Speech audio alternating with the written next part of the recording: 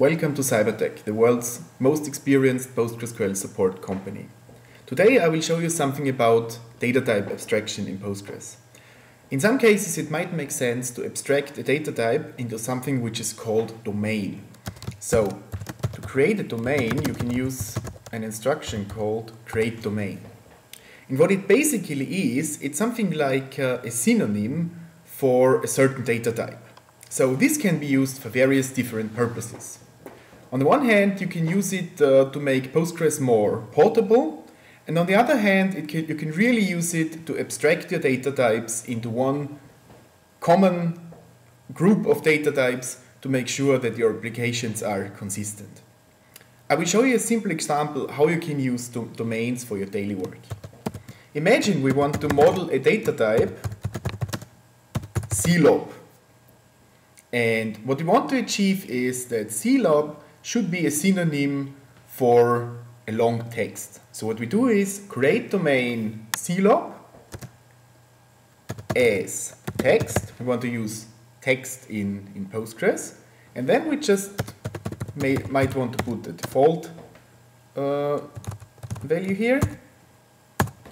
And once we have done that, we can already use our domain for creating a table, for instance. So create table T.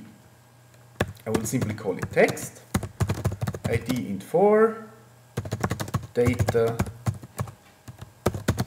CLOB.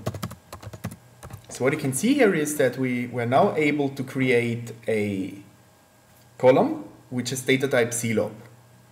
And we can use this column just as if it was an ordinary text table.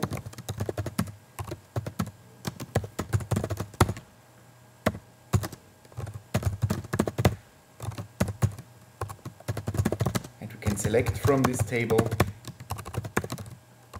just as we can select from any other table. So this is a very simple example of a simple domain. Of course, in some cases you might want to go for slightly more complex examples.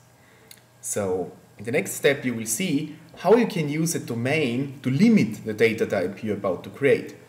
And as an example we will use an integer which is only limited to positive values. So I will create a domain, create domain, positive integer as integer.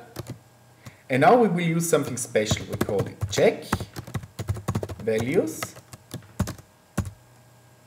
larger or equal than 0. Sorry, typo. Value larger than 0. So what happens here is that we can now use a table D, I call it data, with ID, and data type is positive integer. Insert into D data values 100. This is going to work. And if I do 100 minus 100, I will get value for domain positive integer violates check constraints.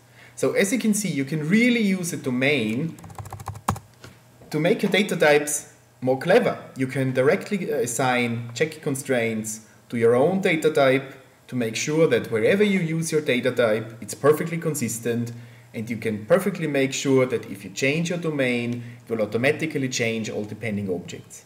So this is really a wonderful feature if you want to be compliant with other databases and if you want to make sure that your applications are consistently working on your entire system.